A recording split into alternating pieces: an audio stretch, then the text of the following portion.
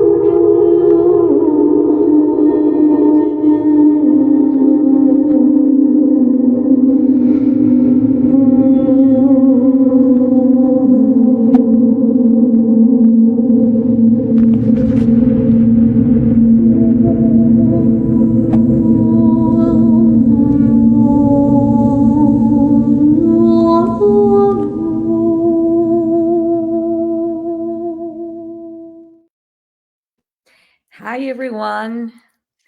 Here we are. I have a beautiful guest with me today, a very dear friend of mine.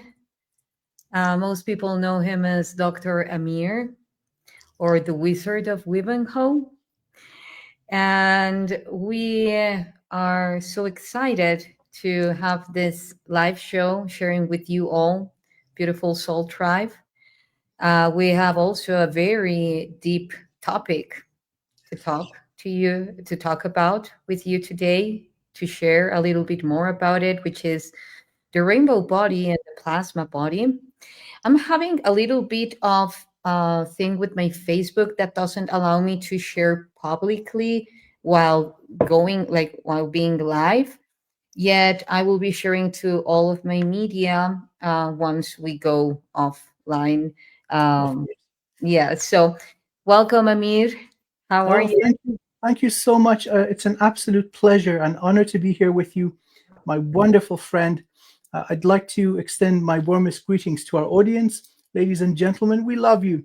Thank you for being here. I look forward to an enjoyable and beneficial conversation. We're just having fun, two mystical beings sitting here like nothing's going on in the world. Everything is good. Let's dig into the amazing, delicious stuff about who we are and what this whole thing is about, the energetic structure and the plasma body and the rainbow body. What is all this? What do we speak of? So yeah, let's dive in. Yes. So, as we are diving in, just a small intro for the ones that are not aware of it, but Dr. Amir and I were together in the trip to Mexico, the Divine Awakening, and it was so powerful and so divine. Like, we honor the title of the very same trip.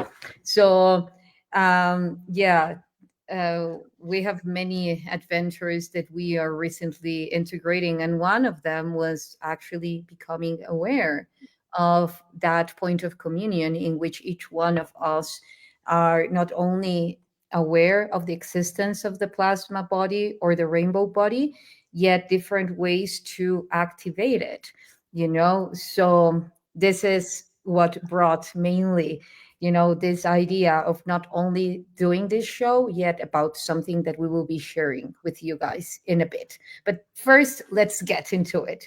So now, Well, uh, there's 8.5, close to 9 billion of us walking on the surface of the earth, going la di da di da, going around our busy days. Well, what do we have in common? I think the strongest thing we have in common are the human bodies, because otherwise, energetically, we're very different. But then, even going into the human bodies, we're very different. So, for example, a medicine that is going to work for somebody born in Europe won't necessarily work on somebody born in the west of Asia. So, the bodies are also completely different. Seems we are very, very diverse. So this whole thing about the energy structure, I came about it first not working on human beings, working on elementals. That's where my healing journey began. And so elemental beings seem to be the original inhabitants of the planet. Before physical life was possible, the planet was too warm and not enough oxygen and so on. So before life started in the ocean, we had mature elemental civilizations. And so it seems that the human being has inherited the energy structure from elementals. There's a one-to-one correspondence, at least the default setting. And the best way I can describe it is using this little coaster, which doesn't get used for coffee. I use it to describe the energetic structure of the human body. So the trunk would be from the head to the soles of the feet. Above, we've got the soul star. They're higher structures with more names. I just see them as branches connecting you to other shards of your soul and the divine. Then under the feet, we've got the Earth Star connecting you to the root network. Your root network fills the planet. So you're connected to the divine and you're connected to Mother Earth. Both are a source of prana or life force. And so a healthy energy structure, at least the default one, would be open without blockages, without injury, without trauma, without implants, and so on. Now, years later, having gone through roughly 1,000 one-to-one sessions, I've seen all sorts and shapes of energy structure in the wonderful people that I've had the pleasure and honor of working with. So one is the physical body. We're members of nature. We are one of the, let's say, animals primarily. And then we've got the human aspect of consciousness. And then we have higher consciousness. The human being, whether they're living a spiritual life or not, they have this energy structure. That seems something that is always present, animating the body. Furthest back that I've heard of it is old Atlantean knowledge inherited by the Egyptians, the whole notion of the Ba and the Ka. Ka being the, let's say, the soul shard, and the Ba being the identity or the wisdom of the body. Later down the line, many different paths after the Ice Age have discovered the same principle.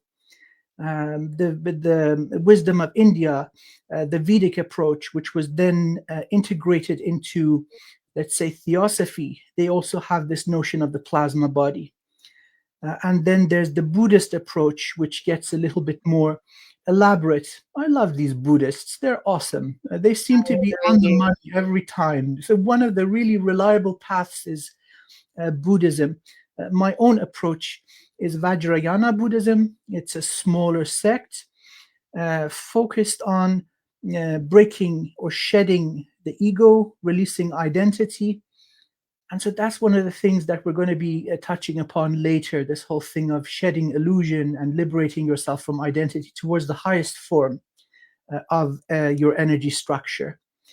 Now, it's appropriate now to talk about the chakras or the vortices inside the body, many important energy nodes, and then there are connecting paths or circuitry, the meridians connecting these nodes together. So this whole tree of life, again, reflected in the Kabbalah, in the Egyptian tree of life, in the Nordic tree of life, it seems to be kind of a good model. No model is perfect, but it does a good enough job. These chakras are not natural. They're overlays. They got to go. But you can't just yank them out. You might as well yank out your heart or your brain. So the process has to be gradual and intentional. That is possible. Next stage, these chakras turn into crystal. We've got the crystallization of the energy structure. Next stage, the crystals merge. You got one massive crystal. Next stage, the crystal melts, turns into liquid crystal. Next stage, rainbow body. Oh my goodness, the whole thing swirls around. It is fluid. It is indestructible. All the colors in the visual spectrum and more. and that seems to be a side effect of high levels of mastery. I'm not pointing at anyone in particular, but a certain young lady, that's what her energy structure looks like. And it blew my mind when I said, "Oh my God, you got the rainbow body. Teach me, Master. Kumbaya, kumbaya." Now guess what? She actually did. So that's one of the things we're going to be working on together, hopefully in a brand new approach, like super fast, very effective. You don't need to live in a cave for 30 years, I promise you. Yes. Yeah. That's important, but it Yeah. works. So that's coming up in the near future. I'm really excited about this. I'm so excited as well. Thank you. Thank you, Amir. And thank you for saying that. I truly appreciate it, and mostly coming from you. And yeah, so it expanded my heart when you saw it. And I do like you touched on upon many topics. So addressing to as many as I can, let's say that when you're talking about the different civilizations, cultures, and then how in the beginning the elementals, were related to how the physical body would come into full manifestation, and therefore the gradients of the spectrum of light transferring to the multiple vessels that we embody. So the elementals, I loved how you expressed it, because how I see it is that's where we're heading to. Like every time that we see the Vitruvius Man, and we see that, like you have the five elements, and then the quintessence being precisely ether, and that ether equals to Planck plasma. I'm sorry, I know it's not as catchy as if you say just plasma, yet it definitely is different. Planck plasma is the ultimate unit, because we have different levels of plasma. We have the plasma emitted by a dragon's mouth.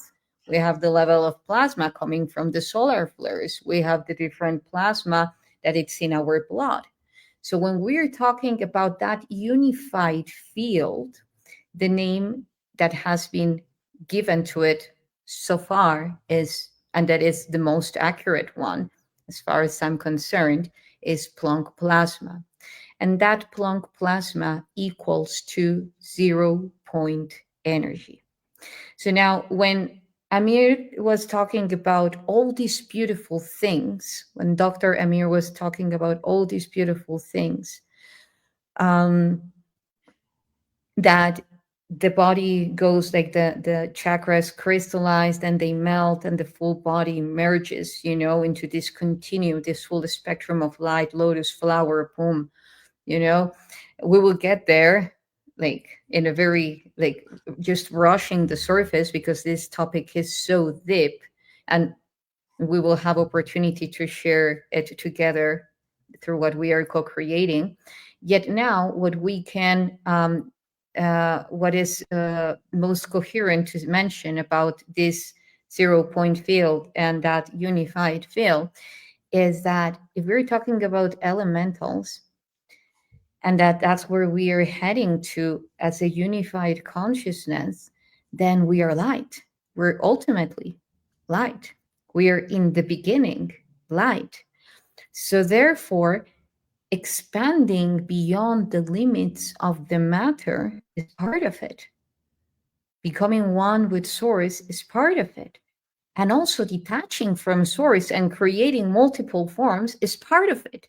Becoming an orb, becoming this, I don't know if any of you, or you, Dr. Amir, have had the experience of seeing shining beings, illuminating beings, that their shape per se is not humanoid. For some of them is, yet they are light, so therefore they can embody any figure, any shape that they want, because band lights, they are going beyond time and space, as we know. They're going beyond that space-time continuum. They are shaping it. So then they can become orbs, they can become humanoids, they can become geometries and express through that to you in multiple forms. And we have that possibility. Actually, in some of the occasions, that's us coming from the future, giving to ourselves messages. Like, hey, this is where you're heading to. Remember, do your homework, Come on, chop chop. Yalla, yalla. So so well, just mentioning that, and then I also wanted to say it's beautiful that you mentioned the crystallization of the chakras, as well as then turning into this liquid state, because that's what the water is heading to. Like our molecular structure of water, how it is now currently in our body, won't be the same at all in the upcoming years. Why? Because we have now devices that are amplifying the level of hydrogen in our water, which creates another molecule, another through that chemistry, another component, which is instead of H2O is H3O2, which is hydronium. And that is the fourth state of water. It's a liquid crystalline.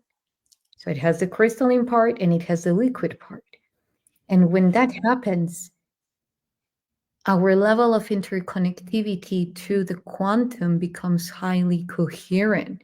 So we're literally illuminating, because the elements in our body, like the microtubules, the mitochondria, are going at such a coherent pace that our blood starts to restore itself. Because, well, we will go there. I'm just going to brush it now. But when our molecular structure of water starts to behave in that way, even the microtubules and the very specific proteins that our mitochondria hold, or let's say our microtubules in our mitochondria hold, they start to activate chromosomes that were highly dormant, and therefore genes that were highly dormant, related to transcription of matters, which is precisely activating the RNA or the junk DNA. So, yeah. Thank you so much for saying that.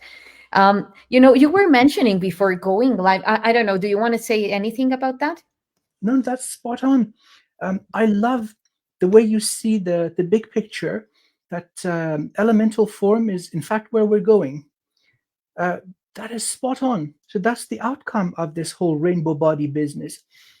Allegedly, meaning you reach such a level of enlightenment where mastery over matter is included at the moment of transition, where the body is ready to die, to stop working. You ascend and you take the body with you. I like this machine, this old car. It served me well for 75 years, 80 years. I'm taking it with me. And so all that's left is hair, maybe nails, maybe your clothing. The rest goes. And there are those, allegedly, that have done this, like Master Rinpoche, Buddhist master. The path is Dzogchen. And or also there's another tradition, the Bon tradition. These guys, they talk in riddles. It's hard to understand what the hell they're talking about, but it's all kind of like, it's all good, man. Don't stress. It's all good. It's all the way it should be. Well, believe it or not, when you go into those levels of ascension, connection to source, everything is good, man. Yeah, everything is the way it should be. You realize this whole stress is really the monkey brain torturing itself.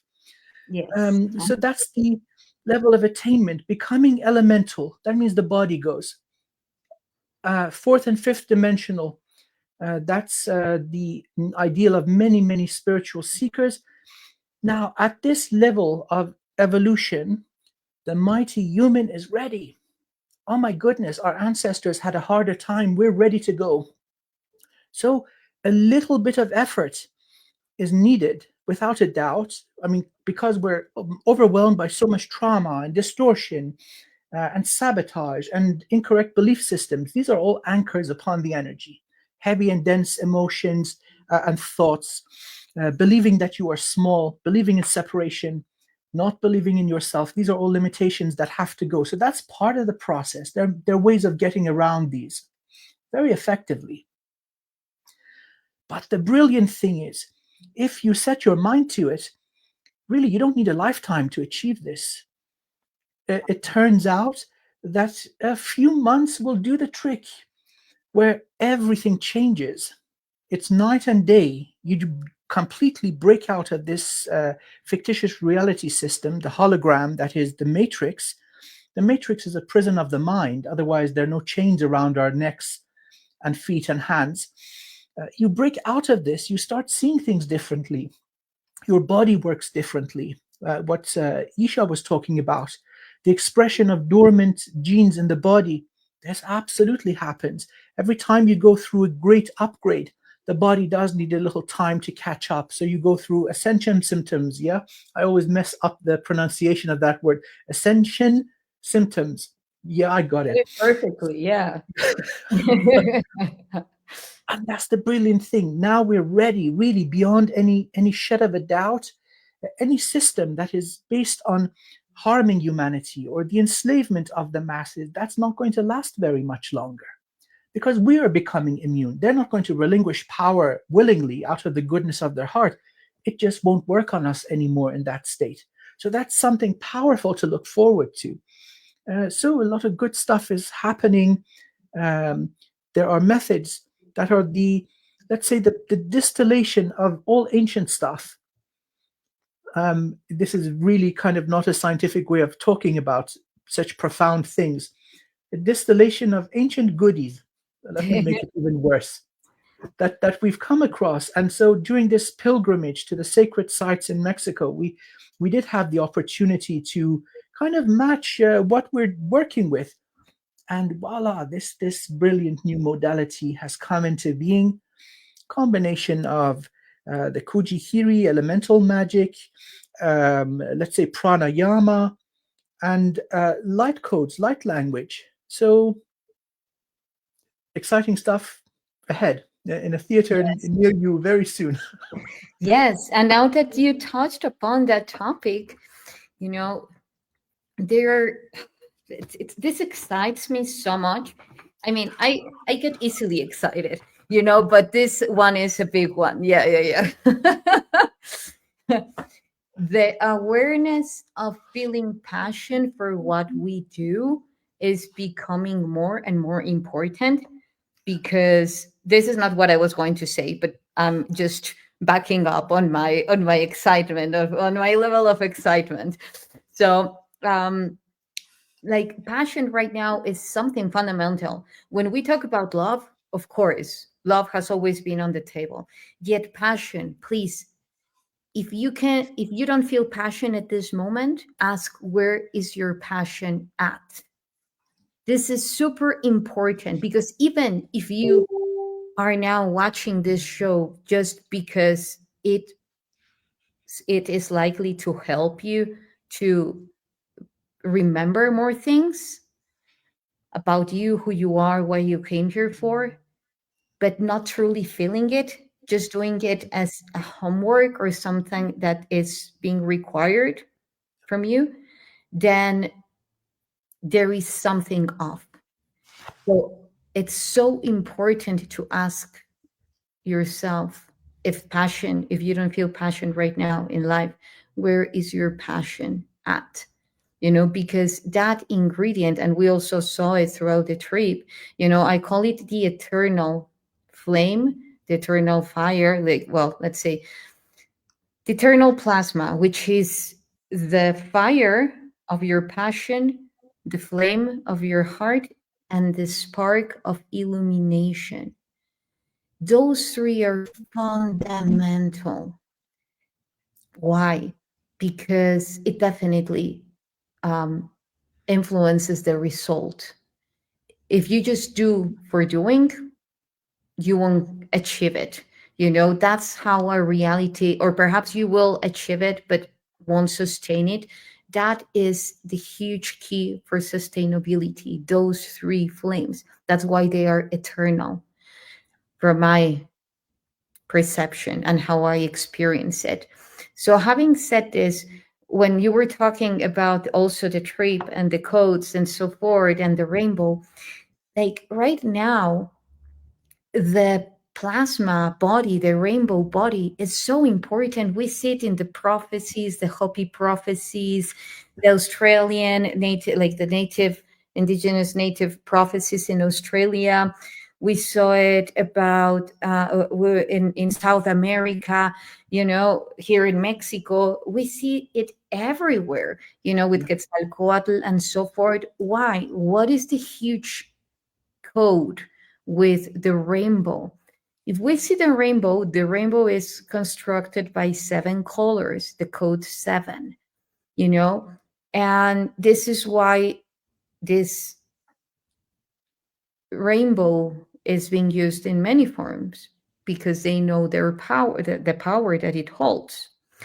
So the rainbow having seven colors plus two, which is the black and white, you know, which create that mastery, that vacuum, that wholeness, because white is the communion of them all, as much as black is, yet one representing the absence of them and the other one representing the high presence of them, you know. So but anyway, so the rainbow representing that wholeness, the full spectrum of light. And do you guys remember that Newton experiment of the light coming and projecting into a crystal? Dr. Pink Floyd's experiment of of the light coming to the crystal pyramid and then relocating itself and projecting that rainbow. Well, for me, that's a huge code showing, if we imagine that the crystal are, for instance, our eyes, or all of our crystalline structure, the magnetites that we have in our brain, the potential in our water, and so like the piezoelectric properties in our water and so molecules of water and so forth, then and cells and so forth. So then we have the pyramid, the crystal pyramid, our eyes, the information coming from within, from a non-evident source or an infinite source, and then projecting through our reality and relocating it, refracting it somewhere else, which could mean the capability of what we perceive is what we create. If we perceive wholeness, we create wholeness. We are creating that rainbow reality. We are creating that holy reality. And that can only happen, again, if that is coming from within and we relocate, we refract our perception, which is nothing is impermanent. Detachment, truly freedom, just flowing through the motion, that you know that you're already everything, and that all the information that is within you has the purpose of being transmitted to shed, to expand light, to expand and transmit that light. And we have the rainbow warriors. We have Quetzalcoatl with the Christ consciousness. We have um, the rainbow serpent. It's all talking about this energy, this rainbow energy within us, to be activated at many levels, from wholeness, which would be, like delivering that into our reality, shaping our reality in that way. And from within, what, before me saying that, what would you think would be required inwardly to attain that wholeness? I thought you'd never ask. Okay. I'm mind blown. This is I'm speechless. How many different systems from all across the planet, across the ocean of time, they're talking about the same thing. Okay, let's go back to the rainbow, this wonderful rainbow. Their colors, we've got the visual spectrum, and yet between one to the next, there is no border. Divine creation is continuous and infinite. So you scale back and you look at the galaxy, you see infinity.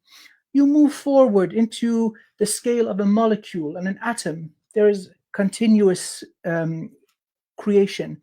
Going now beyond the quantum level and subatomic particles, you zoom into those even further. You see a continuous reality. So when we see discrete points, doop, doop, doop, doop, and when they are separated, that's indication of a technological approach that is not capable of correctly sampling and modeling infinite reality. So these chakras are not natural. They're in fact similar to USB ports, which enable certain beings or conscious beings to plug into our energy structure, harvest, disconnect without killing the human. Okay, how to get rid of the damn things? It is a process of contemplation and exertion of free will.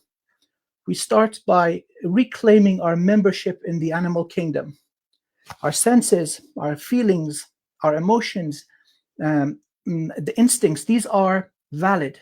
Billions of years of wisdom lay within these bodies. We reclaim it. We emphasize that we see all there is truthfully and that we use all things available to us correctly. Okay. So many people talk about healing the inner child. Nobody talks about healing the inner animal. That is the foundation. Very good. Many people are so jumbled up in their mind, they don't hear, they don't see, they walk straight in front of a bus. So they're operating below animal consciousness. Next step is being human. Sensuality, creative arts, painting, music, sculpture, architecture. Animals don't have this any longer. And that is overcoming shortcomings and base nature. We just reclaim these wonderful things of the body. We honor them, but they don't rule us. Then going to the height of what it is to be human. What Yssah just beautifully said, we are the creators. People don't like this. We are creators. Oh, this is blasphemy. No, no, no. We are a shard of the beloved source of all things. We are the beloved source in one shard. So we create. So shedding victim mentality, coming out of victimhood. Oh my God, people blame the country of birth, their parents, the religion, government, God, everyone and everything, but themselves. At one scale or point or another, we've had a hand in bringing about the conditions we see. Although they might be undesirable, we acknowledge we can fix them. So then going up to the level of the heart, which is all about consciousness, love or unconditional love, that kind of thing is the end link of a very, very long chain. Consciousness includes the consciousness of every cell in your body, every organ, every other human, every mountain, every tree, every galaxy. Healing the heart opens up the doors to understanding soul language, light language, the language of the cosmos. And so then there is discernment, that element of truth. We must reclaim this. The discernment or the throat chakra, that's your bullshit meter. Yes or no, true or no, left or right, yet that's built within. Then comes this awful limitation that is identity. That has to go. That's one of the more difficult ones. Ego death. Any kind of spiritual practice, doesn't matter where it comes from or who's doing it, has this ego death. Meaning, if I believe that I'm a small human, I'm a male, certain age, certain race, certain financial status, certain level of education, and so on, these are all boundaries getting smaller and smaller and smaller. I'm in a little box, and then there's just myself and two other dudes on Earth that tick all the same boxes. Here we're saying, oh, no, no, no, boom, no more prison. There is no me, there is no here, there is no now. I'm everyone, I'm everything. That's really important because the monkey brain protects your identity. If you believe you're a small little monkey in a little cage, and then you get this profound wisdom from the soul, the brain goes to war. No, no, no, no, no. That can't be true. You've imagined it. Don't tell anyone. And you know what? You forget about it too. So this ego thing, once it opens up, you gain access to the wisdom of all soul shards that come from the same infinite soul. The Akashic records, divine library of life, other libraries that you're a member of, and so on. Then comes the good stuff, the manifesty stuff, yeah, the third eye. You manifest what you feel. Where does the feeling come from? Just from the senses and your body and the instincts? No, we've mastered them. They're part of it. Consciousness of the heart, access to the wisdom of the infinite soul, the gentle whispers of your soul also, called intuition. They all come in unified harmonics of consciousness. Yssah and I are both fans of this phrase, unified consciousness harmonics. Your divine aspect is giving you info, your body is giving you info, all creates a big picture, and that is the reality you feel within, and that is what you manifest. And then there's the really good woo-woo, the crown. Yssah talked about the black and the white. Let's go to the wonderful, wonderful wisdom of China, the I Ching, the yin and the yang, the active and the passive, masculine, feminine, black and white. So we acknowledge we're this pole, we're pure white and lovey-dovey and rainbows and unicorns, and we are the void, the black dragon, that which recycles manifestation so it can go back to source and have a new chance at emergence. We're this and we're this and we're everything in between. And guess what? That's stage one. Then stage two. Oh, goody good. Let's go to the elemental magic. Oh, that is awesome. Well, what are these elements of which you speak of? Well, little grasshopper. This universe is built upon duality, that yin and yang, active and passive.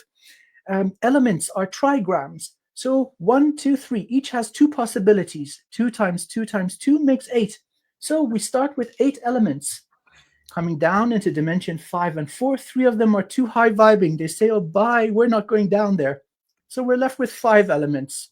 These 5 elements combine to create atoms, molecules, strings of energy, and so on.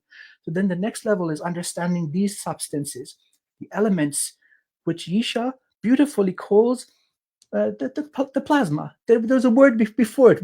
There's a qualifier to the plasma? It's a special kind of plasma. The Planck plasma. Plasma. Oh, there we go. Okay, awesome. So the Planck plasma. And then from there, you do reach a state where you are very, very, very close to the beloved source of all things. You're aware that you are separated, that there is this thin veil of illusion of separation, but you are fluid. You are fluid, and that is a beautiful place to be. The methodologies that we are going to be combining will get you there real fast. But if you're expecting somebody to carry you up the mountain, no, you got to do some work. Anybody promising you this over a weekend, please don't believe them. It's not possible. You have to do some work on yourself. So that's my spiel, how to do it. I just went on for a little while, but No, that was passion. You can see this. I'm excited. I'm enjoying this conversation. yes, likewise. No, that was very rich in content. So thank you so much. As rich as wholeness itself. So you know, while you were talking this image, because one of the things that I talk about is like all the information was given to us just on 1/4. We have to complete the other 3/4 to actually create the full spectrum. So when we're talking about whether if it's your geometrical body or the source code or the chakras, or I have tuned into very interesting formations that or structures that they create of themselves in order to survive when a human or a human is not aligned. So then you will have one chakra that is trying to compensate the extra polarization, and then creating like these very weird combos instead of a flower that starts to spin so rapidly. Yeah. Like when I hear One eye here, one eye here. Yes, all wonky. so that then starts to spin so fast all the way that crystallization is part of the high. I don't know if you or the beautiful tribe watching us has ever listened of the time crystals. And the time crystals are actually so coherent. They are superconductors because they are flowing so fast. Thus coherent that they enable the pass of the transmission of other components of light through them. So that's what happens. They become so coherent because even as well, even though we feel that this reality is going super fast because there are so many things to do and you have to do this and you have to do that and that, and you see people running here and there, some of them, most of them automatized, some of them no, yet having a lot of things to do, to take care of. The reality is going the other way. Like the simulation is going super slow because even the frequency, in order to create this level of density, needs to go very slow. And this is why us, to compensate how slow this simulation matrix is going at, then it's like we are the mice, like running fastly, so that this reality doesn't collapse. This is why also one of the biggest teachings delivered by the monks, how I perceive it, is they are what could be seen in contemplation mode all the time. Even reality is collapsing and fireballs. Of course, I'm being very dramatic with this example, but earthquakes, tsunamis, and then you have the monk, in lotus flower position and in full peace within.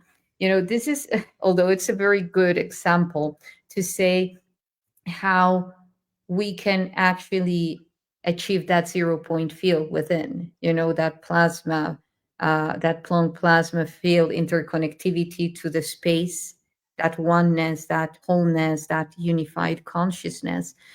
And it's not that the space outside it's at rest or you are at rest, because even if we are like this, our mitochondria are generating cosmic amounts of energy every nanosecond. It's more about creating or opening the space for us to deliver high coherence where we are the axis and not the poles that are, doing and undoing around, so that a reality is created. And even you can be running, but yet creating high coherence within. And that is something that, when you're also saying beautifully that we don't need to stay for 3 months meditating in a or years, in a cave. That is so true, because I believe that's also that something that has evolved, at least in the ones that chose to be in this part of the reality. Let's say in the crazy part, Mm. where we are capable to generate that cave within, even if we are exposed to many things in our reality. And that's another level of mastery. Absolutely, beautifully said. It seems there's something different about this batch of humanity. I say batch because it seems we've been run through thousands of sequences of experimentation and extinction. And so this last batch, uh, somebody likes the grasshopper bit. Okay, I love you too. Yeah. Uh, let's say post Ice Age. So we're different from the old Egyptian kingdom.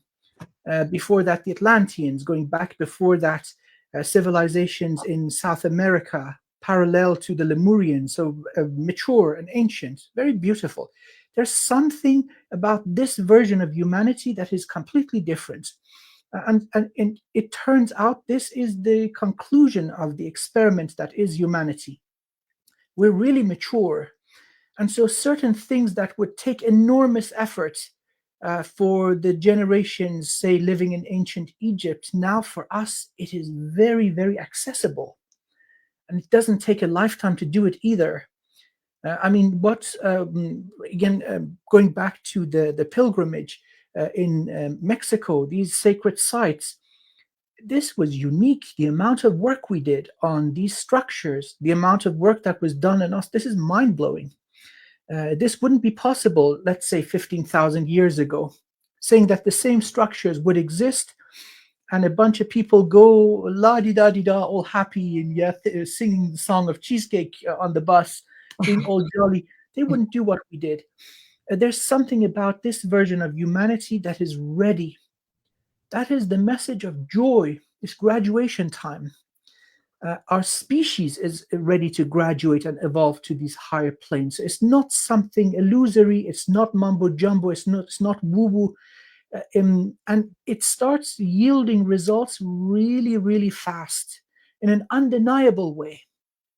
I see this with people every day. They come in, oh no, I can't sleep. I'm having this and this energy. I'm blocked. And within the first 15 minutes of them co creating on their healing, and they just need little pieces of information, correct information that is pointing them in the right direction, and they're good to go.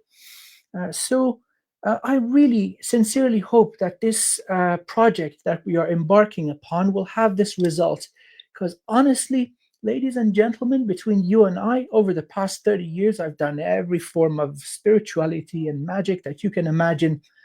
I thought I had the answer, and then I'm pointing at someone in particular, not at someone in particular. And this lady shows up and goes, oh, yes, by the way, do this and this and this. And I combine it, and boom, I achieved the rainbow body, although temporarily, because I like it down here. I like Earth.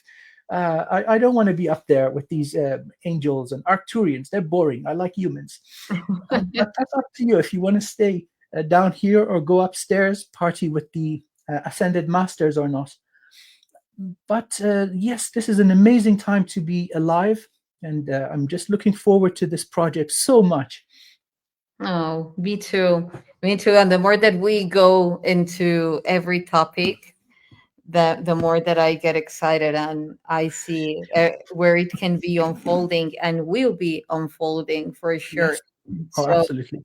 yes, you were mentioning about all the activations and hard work, but not hard work as really tough, like pretty unbearable. No, we were all the time celebrating life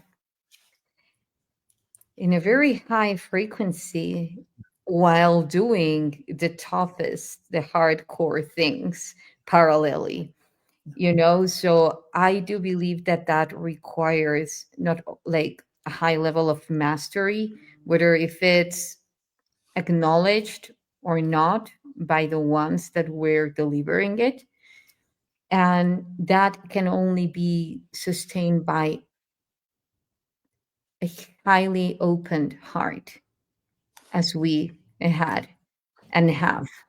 I hope for everyone that was there, like not just like to be now that continuous state as status, as a way of being, as the way of being, for sure. Yet, so when it comes to the plasma body and now all these activations that Dr. Amir was mentioning, um, why would they be so important? Because I also feel that a lot of people is having more and more curiosity about grid work, and how to do that. And there are also many people that are already doing that. Now, what would be the implications of actually having your rainbow body activated and doing this kind of grid work? And this is amazing. So I'm just going to jump on this one first, and then we'll love to listen to your answer. And the thing is that is if we're talking about a unified consciousness, if we're talking about high coherence, it's not about all the time being like throwing rose petals to everyone and kissing everyone and singing la la la all the time. It's just about that state in which you feel complete, and that is knowing the knowingness that you will continue evolving, because this can also be very tricky. Okay, I feel complete, then I'm none. What you were saying, like I stay there partying with the ascended masters, which is very different from this type of parties. So, but then again, it's, yes, I'm complete at this moment, yet that's not permanent. I'm going to continue evolving into different types of completion. And for me, one of the biggest keys to achieve that rainbow body, if we translate it also at a quantum level, would be, in human, like in earthly terms, detachment, and in quantum terms, delocalizing, which happens when there is quantum entanglement. You have a proton is communicating with a proton, like a proton in your feet, and it's communicating with a proton in your head. And that proton is communicating to the head chief of the galactic community. And that head chief is back and forward with your feet and with other beings. So all that interconnectivity is possible to exist because that proton is not fixated in a very specific network. Or let's say married, to a very specific group. They are sharing one another and going back and forward in the universe. I'm not talking about polygamy. I'm just talking about, let's say, friendship or whatever, however you want to call it. They're traveling back and forward. They are projecting their consciousnesses. So, yes, the proton that resides here within you at the quantum level, you can access to transfer your consciousness all the way to the protons that are suspended and quantum entangled to the whole cosmos. You can ask where, or even you can choose where. Because guess what? In one of the spatiotemporal constants or timelines within this infinite field of probabilities, that reality exists. So be sure about that. If it comes to your mind, it's because it exists in a parallel universe. If we go through the superposition theory of collapsed universes, that's happening. So just ask and connect, transfer your consciousness. That's also how telepathy communicates, and we are good at it, right? So, now connecting it to the grid work, when you start communicating with the land, then you know that if you're leaving an offering, it's not just about leaving a seed. It's leaving a seed that now holds the codes of your DNA if you put a little bit of saliva on it, and that then you have anchored your transmission to that not only portion of land, yet to the whole land, because then holographically that spit is expanding throughout all that place and you can access. Perhaps you don't even need to give an offering. Perhaps you can just touch a rock and tuning to the field, start outloading all the information. That's also a possibility, as Dr. Amir was saying. Everyone has a unique form of connecting, yet there are fundamentals in the universe, like how it works through the holographic field at a quantum level, at a macrocosmic level, at a spiritual level, like multidimensional and so forth, that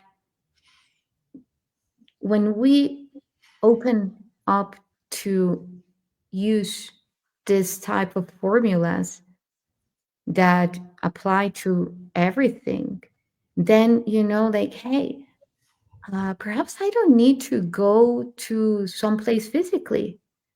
Perhaps I see a picture and just tune into the field and start projecting by command my consciousness to that place. Perhaps you're more of a physical person. Perhaps you need to touch. Okay, so then perhaps if you cannot go physically, you can touch the screen or you can touch the photo.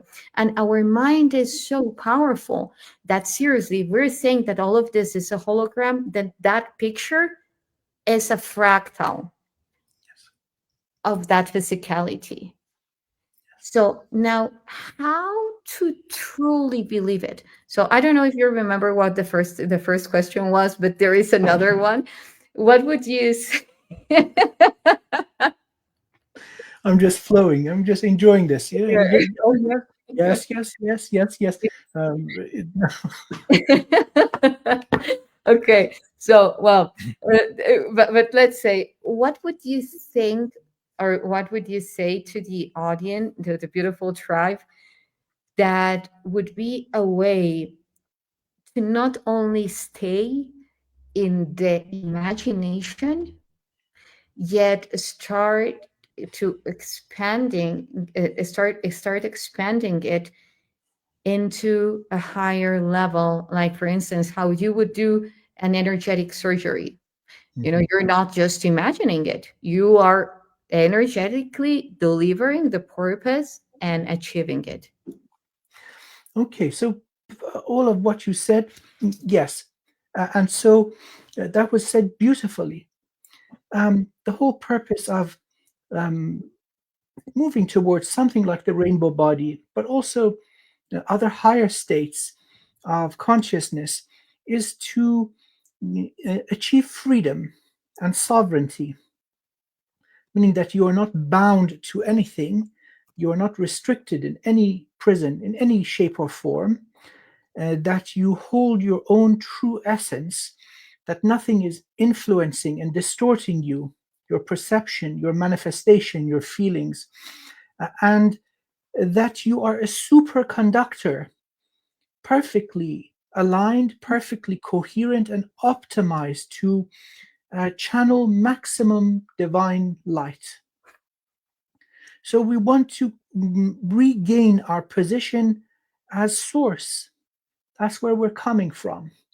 And so we're down here in these bodies, in these human bodies, in this crazy dumpster fire that has become Earth, playing this game of dumbass, rolling in the mud with our eyes closed and our arms and legs tied, rolling around. Yeah, right. We want to undo that. It's sometimes maybe a mud fight like this that we have down here on Earth is enjoyable, but that's really temporary. You get tired pretty soon, and then you want to go home and have a warm shower and relax on your sofa or something soft. This is the whole thing. We want to go back home. So it's important to know where home is. That's built into you. It's important to know that all these conditions that we see are chosen by us. Nobody forces anything upon you. We agree to certain experiences to gain the wisdom that we have come here for and to go back home. The closer we are to source, more of our infinite abilities come online, including what we can do here in physical reality. So, liberation, sovereignty, and connection to source. You need to find a method that works, even though it might be just a tiny drop, but you know it works, meaning that it is actually cleaning you and freeing you and moving you towards your true home. And then you do it 10 million times. That's the Vajrayana approach. It's the path of maximum effort. Of yes, you do it. The system is 105,000 mantras. You can't do well. I say you can't do it fast. I did it in 13 days last time round. My finger was hurting with moving all the mala beads, repetitive strain, but it can be achieved really quickly. You don't need to go through torture and torment. You don't need to starve yourself. Goodness knows, Buddha tried that. It didn't work out really well. You don't need to be crucified. You don't need to be burned at the stake. Living in moderation, but it's all about clean and true information, and then doing the minimal amount of work to break out of the illusion. So, long answer short, it is about freedom, it is about purity, and it is about connection to source. Hmm. Thank you. Thank you. That's beautiful.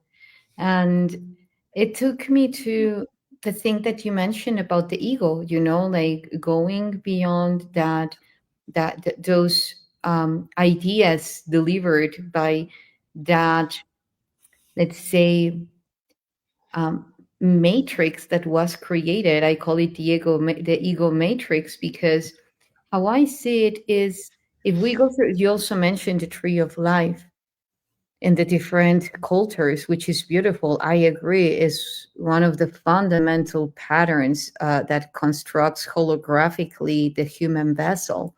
If you want to access to see which coordinates to activate or deactivate in order to create the full spectrum, that's one of the major blueprints to do so. And for instance, when you have this, let's say, the tree of life, and the one in the Kabbalah, not all the spheres are included, and there are 10 spheres. So I was tuning into, like the one that is sometimes missing is the one here, actually at this level, which is the heart. And then I said, wow, like we have neurons in the heart. Yeah. If this is absent sometimes, then it's kind of amnesiac.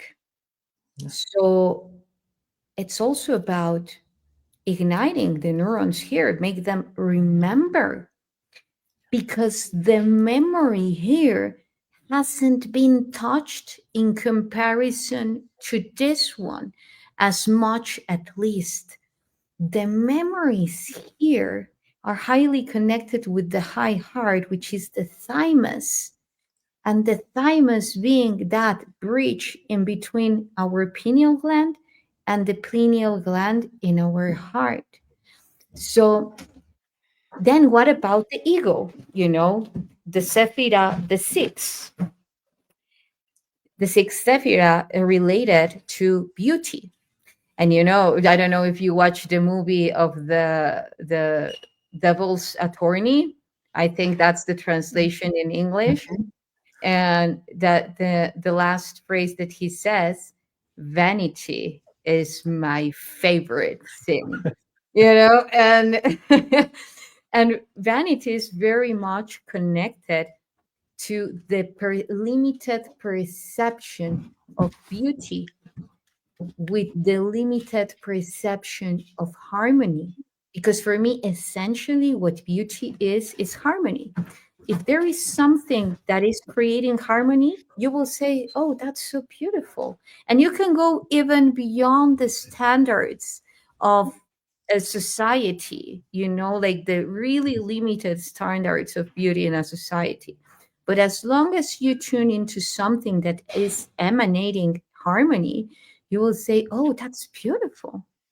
Even if you are literally in a garbage disposal and you see, let's say, a white cat and a bird like flying all the way into its nose, the tip of its nose, you will say, wow, that is depending, but at least beautiful, you will say, Yes. I mean, perhaps there might be, because everything also possible, someone that says, oh, that's so inconvenient. What a poor, beautiful cat is doing with a beautiful bird in that shitty place. I don't know. But the thing is that at least the beautiful part comes through. Yes. Because then that harmony creates and resonates within our mirror neurons here. And here, beyond the pyramidal neurons here, there are also mirror neurons that haven't, people doesn't talk about that, because barely no one knows. But we also have mirror neurons here. How do we get to feel empathy? It's not only through this mirror, it's through here.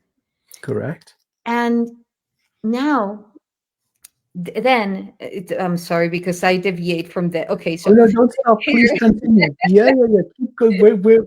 And oh, let me jump in. sure. Here. Oh yes, your gut. Mirror neurons. Oh wow. Boom chakalaka. Who would have Yes, imagined, huh? Yeah. yes, yes. And like when we're, thank you for mentioning that, because then again, if we say beauty here, here there is this wormhole connecting to the cube of incubation.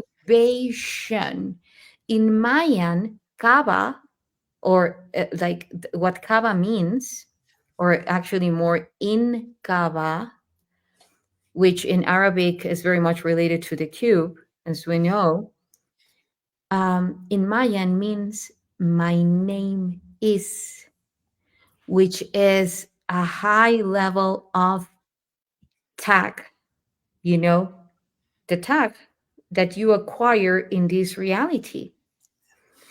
It's very important on one aspect because it's how you acknowledge yourself in front of the universe, how you recognize yourself. And on the other aspect, if you're not aware of it, it's what actually can trap you into a limited frame of what you are, just marrying with one, or just let's say more than marrying, it's just tuning into one aspect, whether you can engage to the full spectrum of it, where you can actually commit to be that authentic version of yourself. So, having said this, if this is empty, what can possibly be fed here if there is a wormhole interconnecting to that simulation matrix?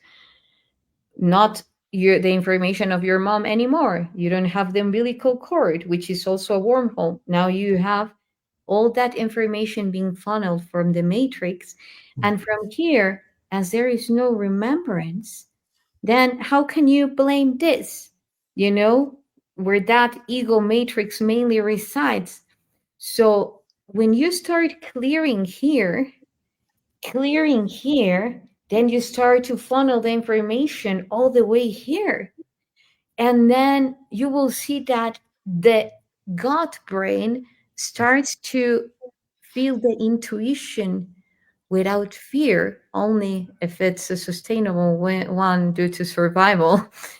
Then here and here, but then again, even survival, because we know that doesn't exist. If not, ask Osiris, he knows well. But yeah, that's what I wanted to mention about the ego. And yeah. you're by the way, you're doing this in a multi-dimensional way. There's the words, and then there's the energy. I'm finding it a little difficult to stick in the body. You want to go up, yeah. The way you're delivering this is beautiful.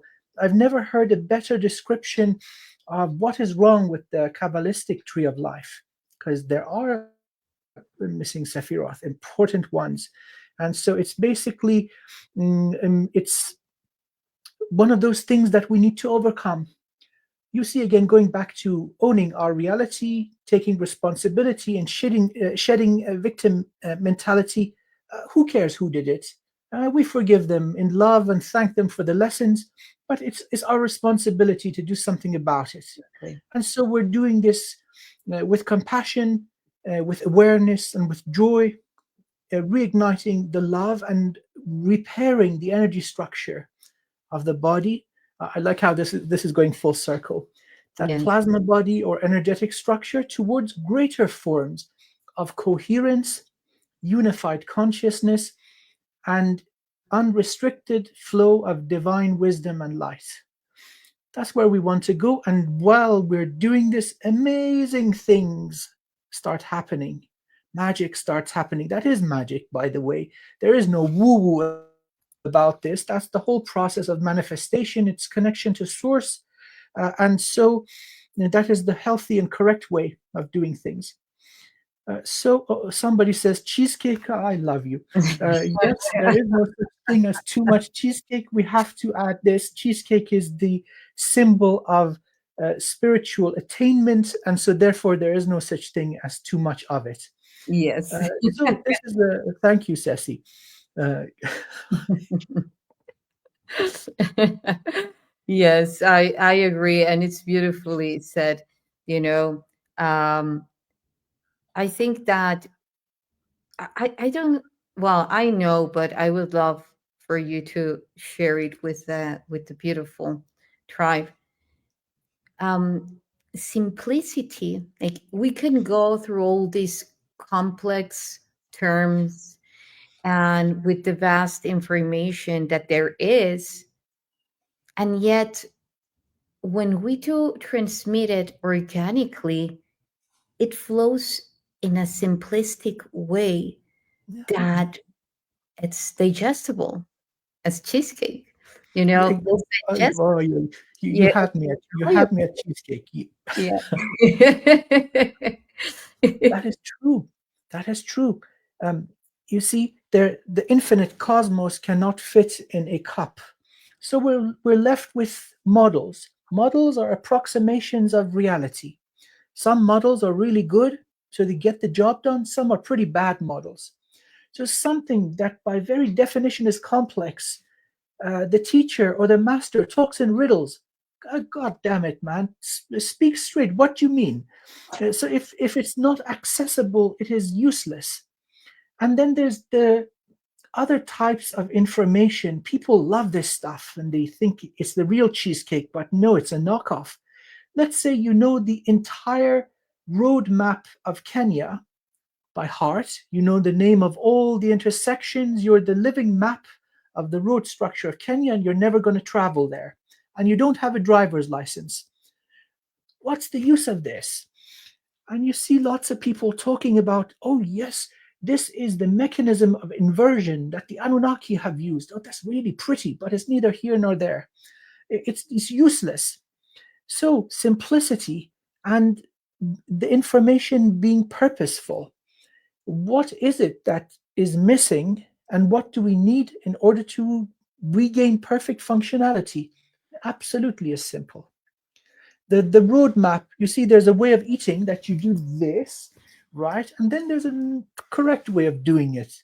And then somebody may stand on one hand and do this, right? So that's also another approach. Maybe all of them work, but you want it to be straightforward. So I completely agree with you. It has to be accessible.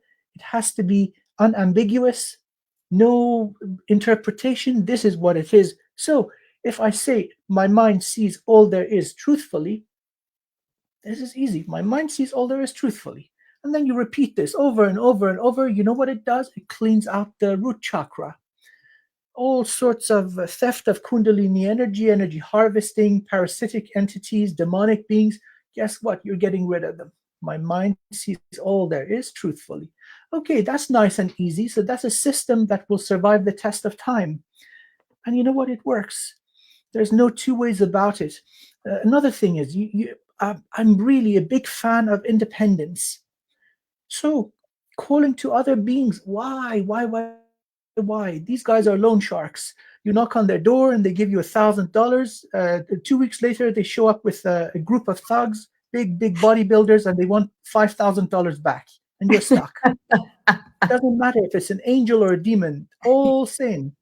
So it has to be in a way that it is just you, between you and the beloved source of all things. So it has to be clean, it has to be simple, spot on. Those are signs of a good approach. Yeah, I couldn't agree more. Every time that people ask me if I channel an energy, I always like to say that as a unified consciousness, that information, that extension is that's code, that being is an extension of myself, you know? And I Yes. think this is so important because sometimes people Yes. think that it's being humble to say that it's not you. But there is for me a very thin line, yet very deep one, that if you don't consider everything and as an extension of yourself, then you cannot fully become responsible. And someone who's not responsible, how can be sovereign? And again, it's not about gaining guilt that you're not meant to. It's about the magic, the alchemy of knowing that once you acknowledge something as part of your universe, you can do something about it. If you don't acknowledge something as part of your universe, you can't do anything about it because you're just, like cleaning your hands. But even Yes. if Yes. you know that, for instance, there is a force and energy that is in your field that is not yours directly, the moment that it becomes into your field, that it comes into your field, now it's like, okay, now I'm in the full righteousness to address it however I choose to, and this is super important. I Yep. feel that sovereignty is not only about expressing your truth, and that is also very, it's not about a trend. It's like, what is truly your truth? Where are you Yep. speaking from? How vastly do you know yourself? And do you truly know, again, where those words that you're expressing are coming from? You know, and even if we say everything is ultimately you, or an extension of yourself, if you're not aware of the different, and again, it's not like you need to be super aware of all the multi-dimensional versions of yourself and who you were and who you are, who you will be. And no, it's just keeping it simple in that, okay, so once it's in my universe, I can address it. So yes, you have entered my field, or you have tried, or this came out of me. Okay, so then I will address responsibly to this. And then, we can create something else from this. There is one question from Aaron Marlowe, beautiful being. Um, I have had the honor to work with him.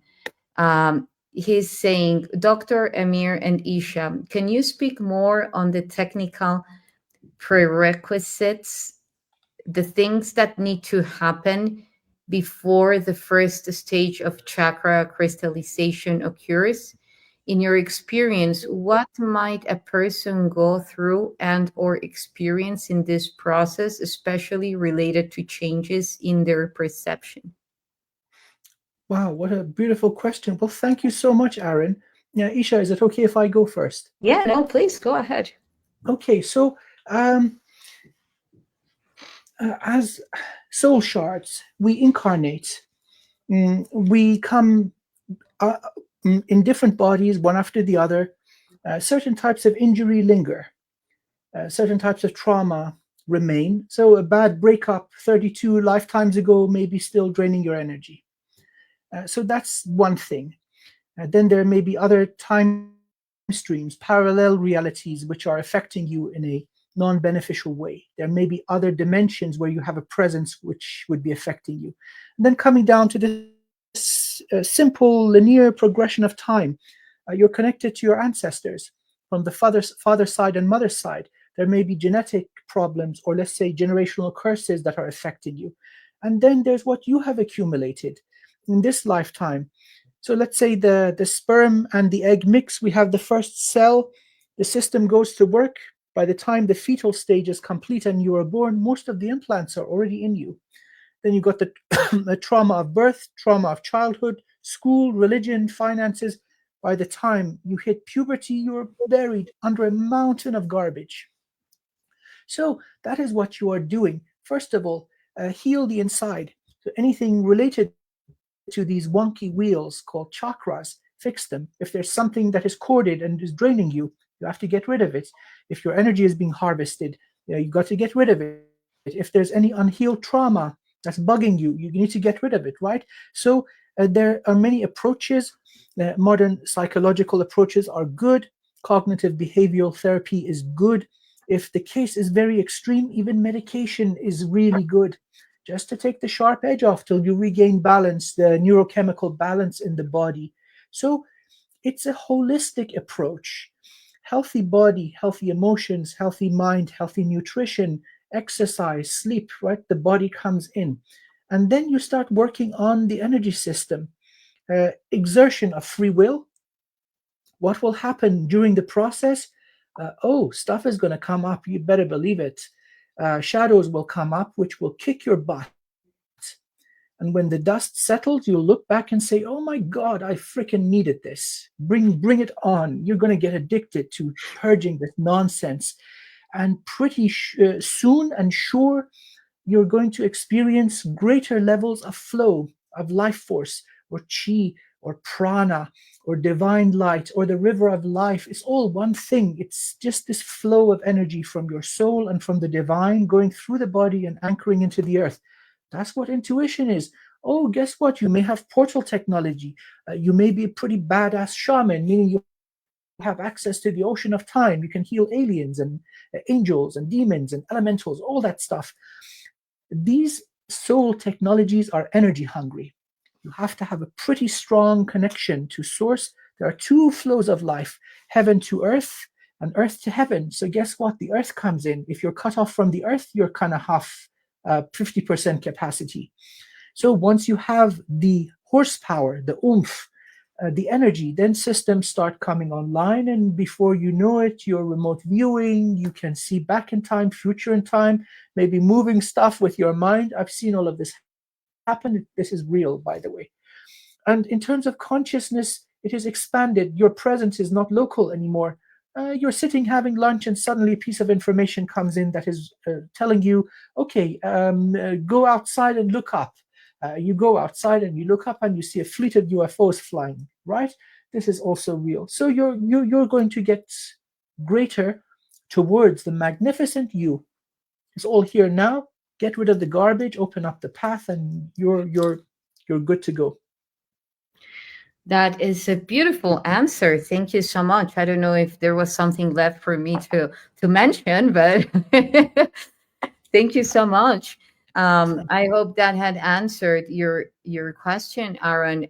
For me, I would like if I don't think there is something else to add. I just would say that if we're talking, because you know that Aaron, that I love analogies as well. So if we're talking about crystallization, if we're talking about superconducting, anything that is blocking the flow of the energy within you. And again, that can go, or even the transmission of the information from here to here, so any emotions, any like biological dysfunction or malfunction, um, we know that the origin, like the last scale to be manifested in this case would be a mesoscale,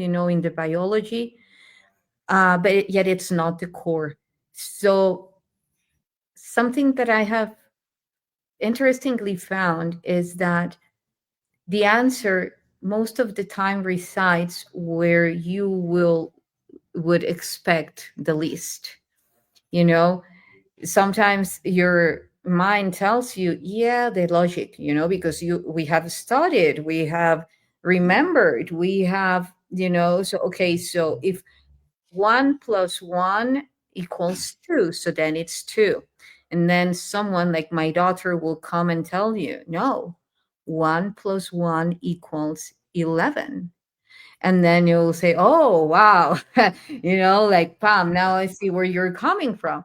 And the thing is that truly, there are, when it comes to revealing those aspects of ourselves, reading in just one way is, it's not feasible for me. One day you will require more of that cognitive thinking to read what you're going through. One day you will require to go more at a multidimensional level to see what you require from. I think that the key is knowing thyself. Knowing thyself, just immediately tuning into, okay, what I need more, like what is feeling off. Okay, so the physical body is really feeling off. I know it's not its origin, but it's the one like really feeling off, like really don't even wanting to do anything, you know? So then you address to your physical body, and then later on you can check on the origin, you know? If it's more just about something merely mental, okay, for me, what I normally do is detach, Okay, so I know that it is being generated within me, yet I'm not falling for it because that's not me. I don't usually think that way. So I'm not falling for it. Okay, so then you start tracking where and detaching really from everything.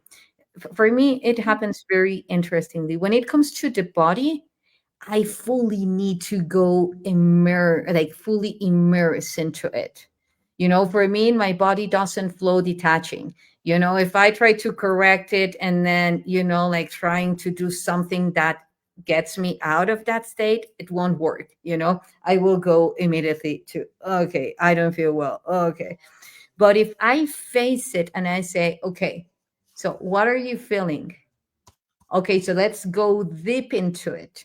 If it's pain, let's go deep into the pain, all the way so deep that then it dissolves. It doesn't exist anymore. There is no pain. And then this huge illumination comes from because it shows you the true core. If it's more about cognitive, it's like, okay, come on, I'm not falling for this. I don't believe it. But then again, once that clears out, then you're capable to be that crystal clear transmission of light. And that also is a superconductor of that light, that very same light that you are. Um, Also, practice a lot with your energetic body. Practice a lot with your energetic body. Don't underestimate it. Don't underestimate yourself. That, oh, yeah, this is just my imagination. I'm not really glowing. No, see it, like as you were saying, Dr. Amir, as you were saying, like if you command something, is because you hold the certainty that it is, so just be sure that however you communicate with your body, our body is so amazing and loving and truly sacred that it will listen to you. Your body is here it's here for you. It's here due to you. So it's that companion that is telling you, hey, I was waiting for this moment, for you to acknowledge me. Let's do this. Yes. And of course it's a relationship. You start to need to know, okay, so what do you need? What didn't I do for you? And so forth. But once it's interconnected, then it's going to be like the relationship of a lifetime for sure. So yeah. Beautiful. like Beautiful. Yes, could not say it any better. Beautiful. Think of the body like your car. If the red danger light comes on, deal with it, right? And if it says change gear now, change gear now. Listen to the body. Yeah, if it's telling you, hey, rest, take it easy, just take it easy. It's about awareness. With practice, your awareness gets cleaner and sharper. You understand the language of the body, and you understand the language of the soul, and you get better at it. So keep working. That's the only way you get better with practice. Yes, I agree. I agree. If you needed to create an analogy at a, let's say, at a quantum level of what practice is, not at a quantum level per se, but if you needed to give an analogy of what practice is, what would So it be? um, uh, practice. Let's say you are. I think practice would probably not be the most accurate word to use. Let's look at it in a different way. You're going to build a temple or a pyramid. And so you're manufacturing every single one of the stone blocks with great precision. But then you're also making sure that the location of this building is going to be accurate. You don't want to build somewhere, finish the pyramid, and say, "Oh no, I've missed the ley line by 2.5 miles." Then you're screwed. Yeah. So there's an awareness of the big picture. So certain models that have worked throughout history and that resonate with you are good.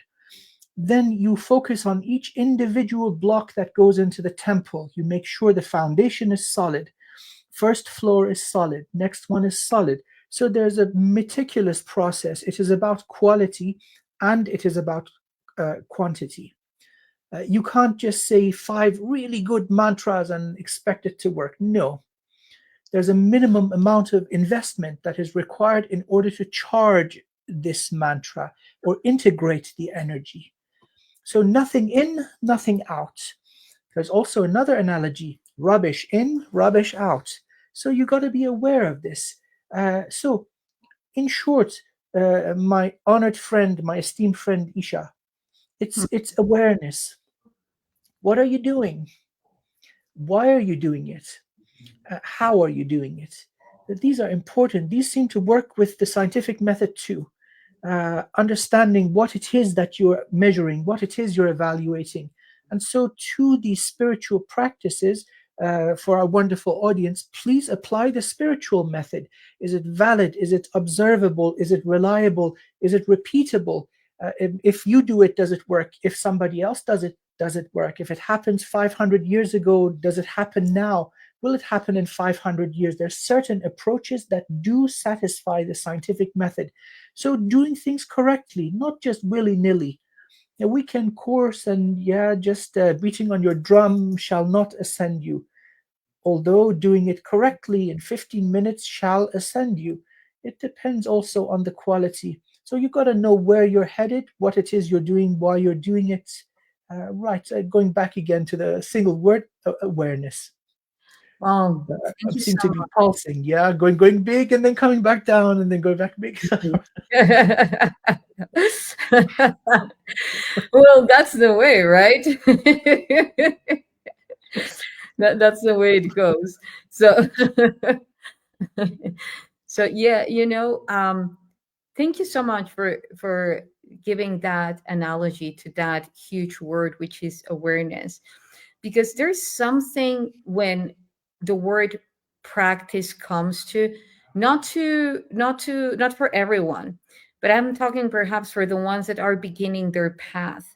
Every time that you talk about discipline or practice or something, is like zing, like so putting it as something that is inherently, like we inherently are meant to generate awareness.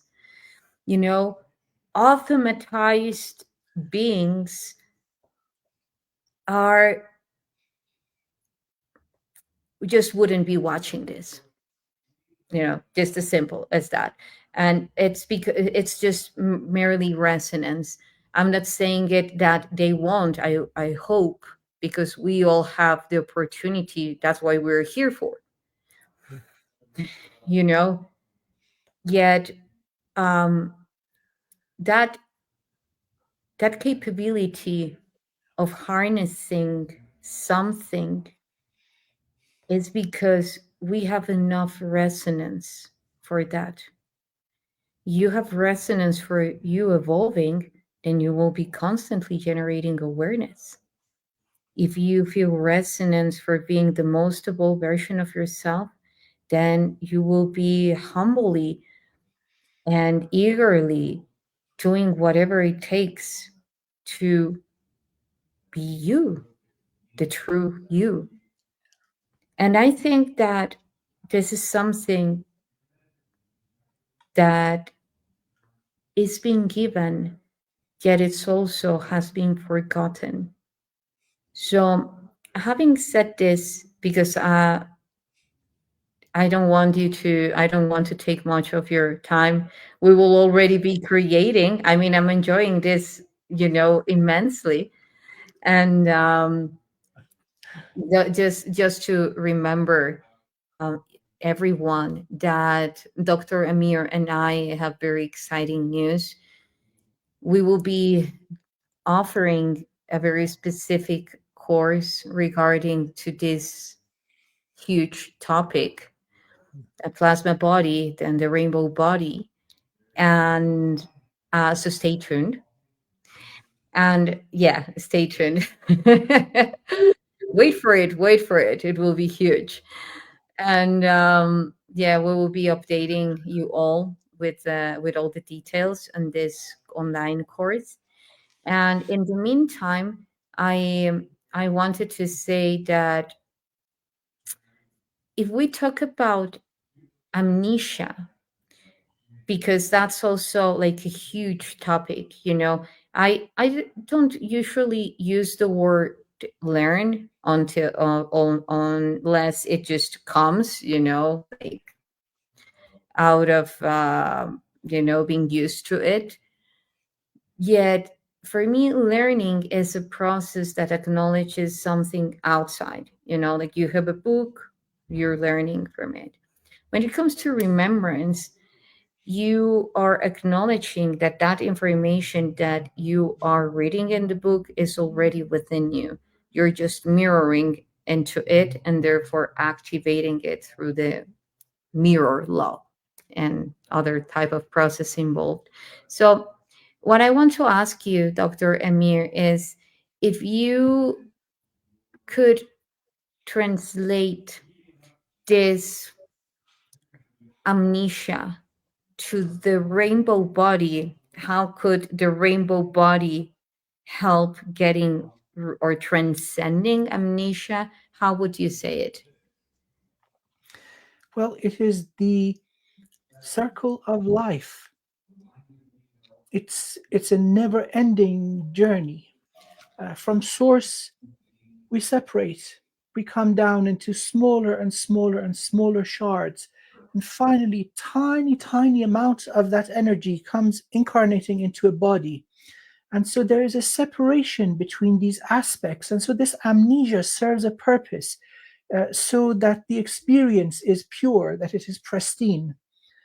And so that experience will give us a certain amount of insight and wisdom And these experiences are all that we keep from our infinite number of incarnations here on earth and elsewhere.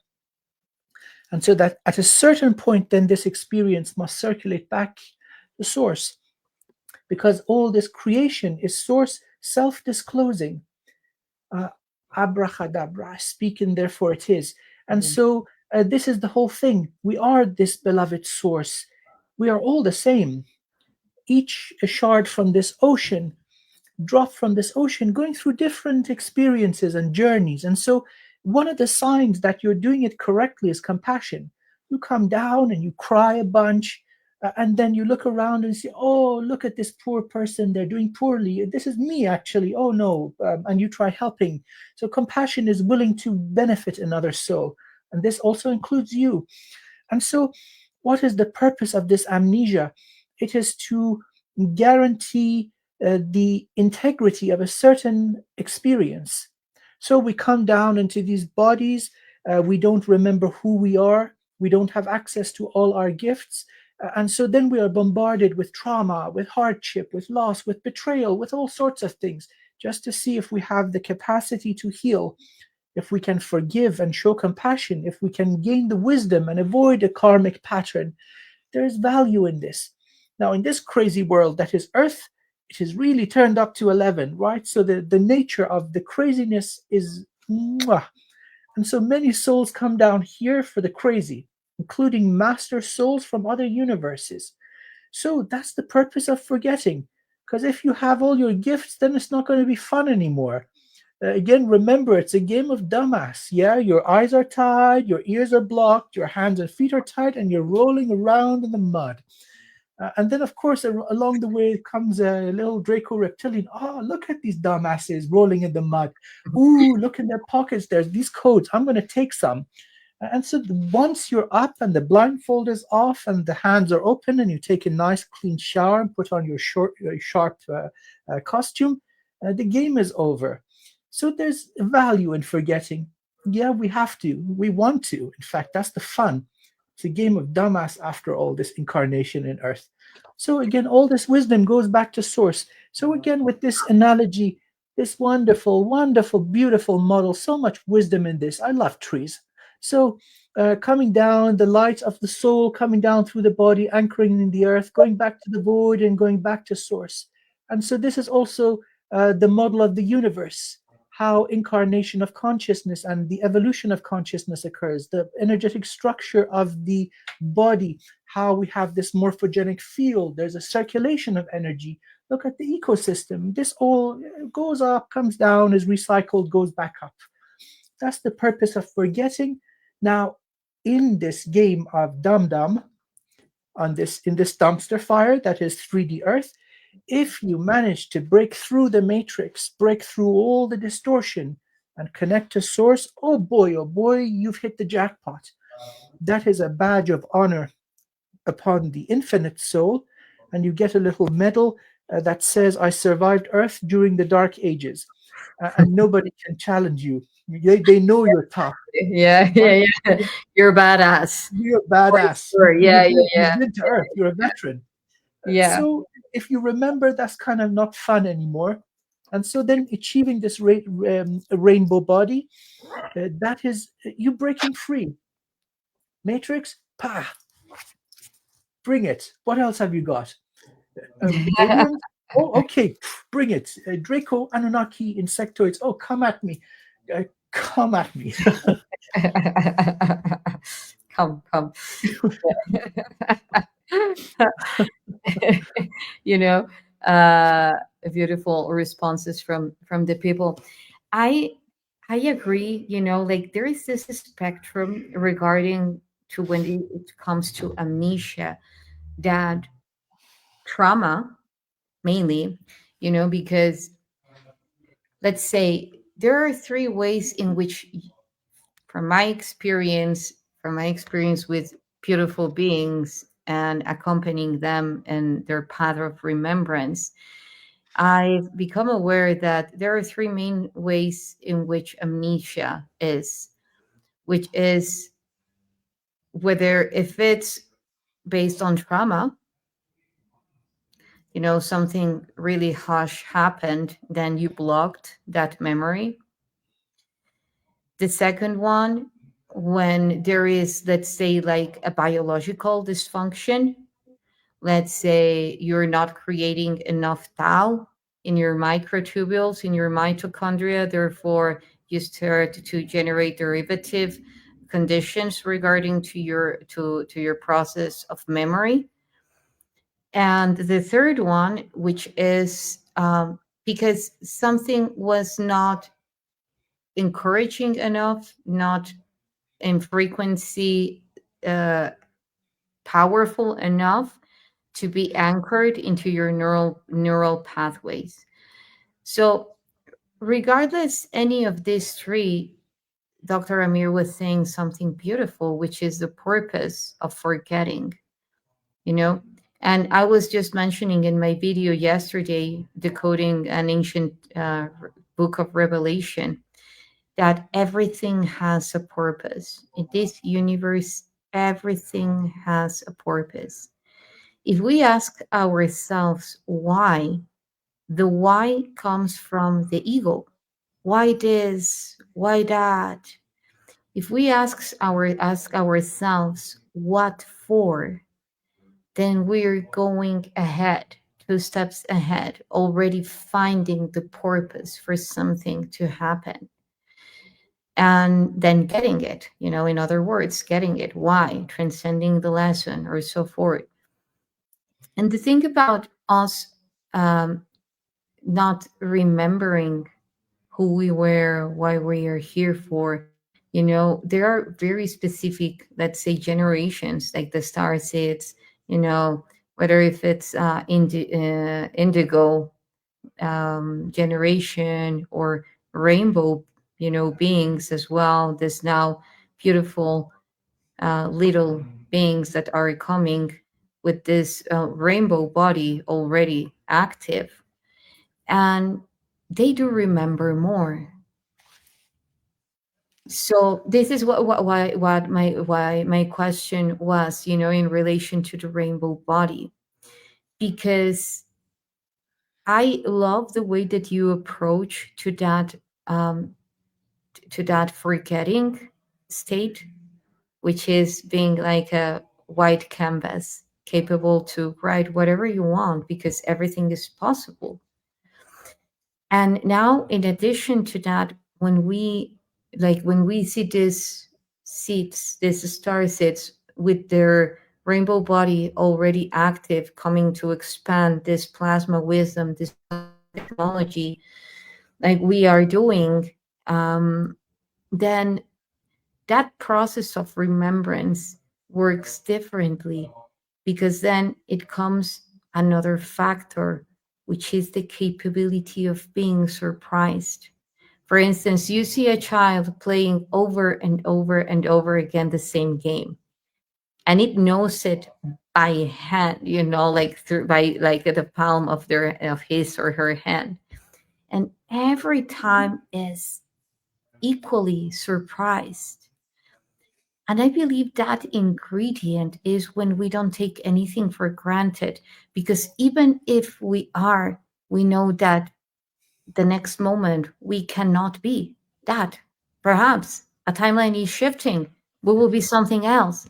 So for that moment in time, we're experiencing the joy of the universe because we are truly appreciating it. We're not taking it for granted. And I believe and I feel that that is one of the most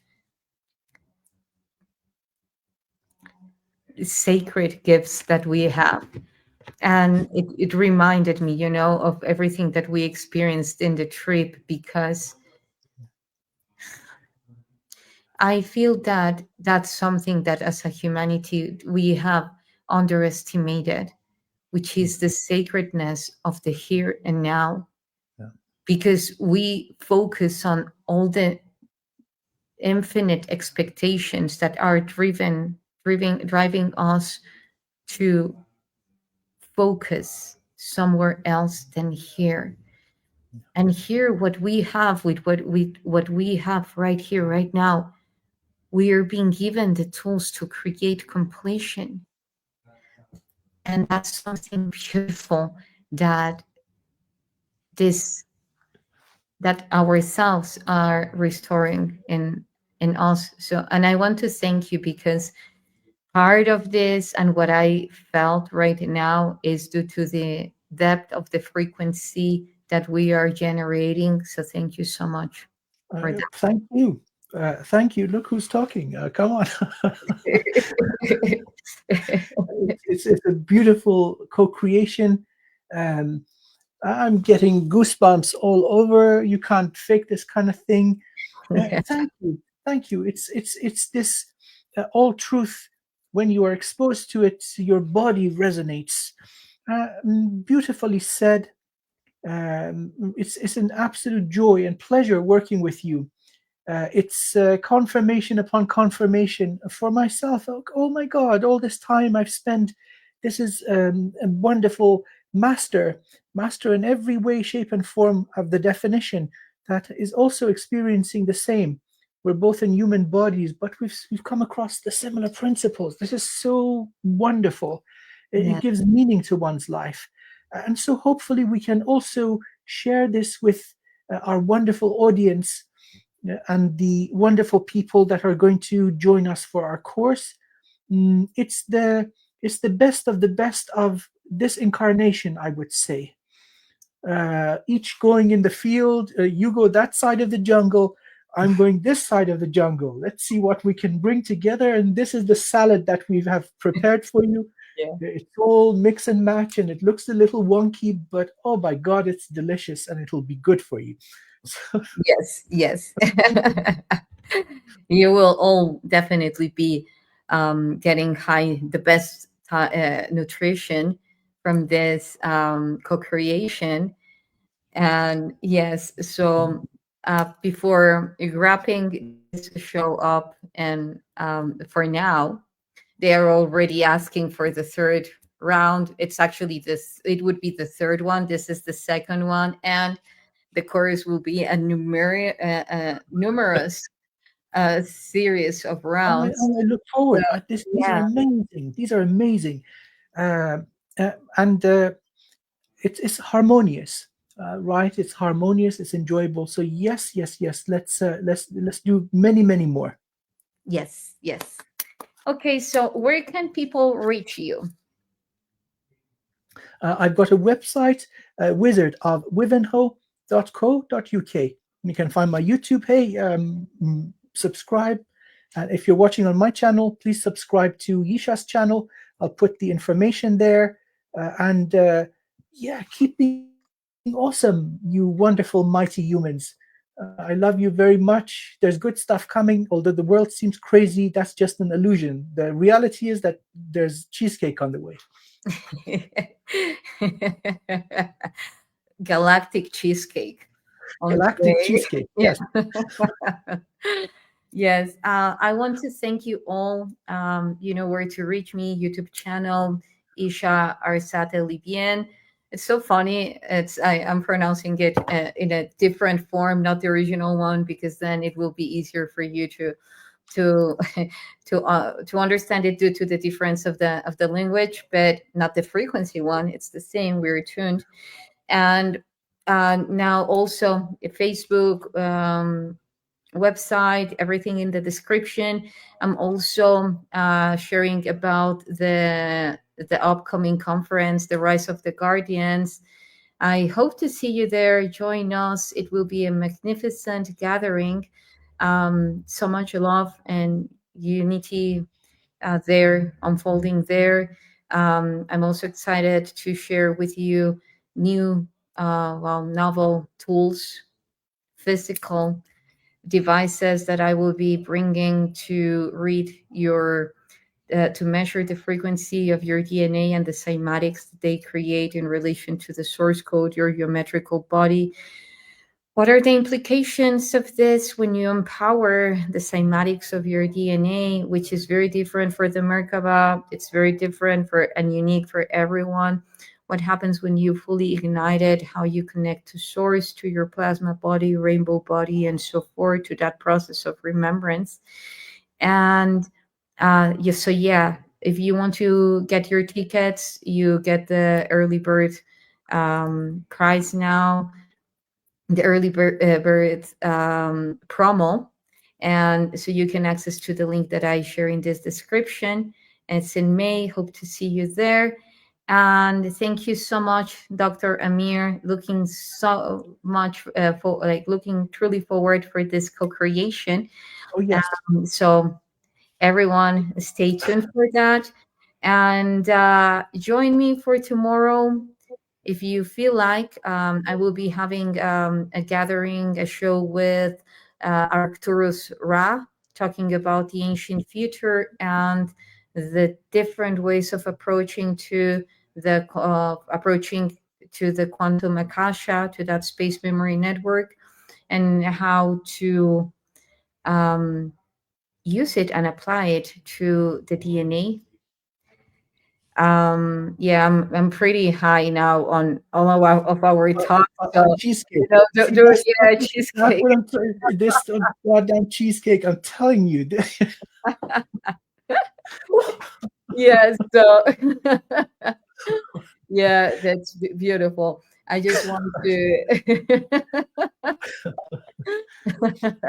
if you had been in our trip to Mexico, you will get why there is so much So much. cheesecake on the Yeah. field. And but yeah, you will get the jokes. I think you already have through the frequency. So yeah, tomorrow at a Space Memory Network in as Quantum Akasha, Ancient Future, and Conscious Technology, the quantum nexus of galactic codes interwoven in our DNA. So tomorrow with Arcturus Ra, we will be talking about that. He was also in the conference in Dallas, and in Sedona, the last rise of the Guardians. So thank you so much, Dr. Amir, and thank you for your patience on this, this frequency right I'm enjoying every moment. It's an honor co-creating with you. It's a privilege to be in your presence and our wonderful audience. now. I love you guys. Yeah, just so we got another one. Yeah, cheesecake. Yeah, Much we love. have Hey, love you guys. Take care. another. Yeah, cheesecake. Okay, so love you all. Thank you, and Take until care. next time. Bye. Bye.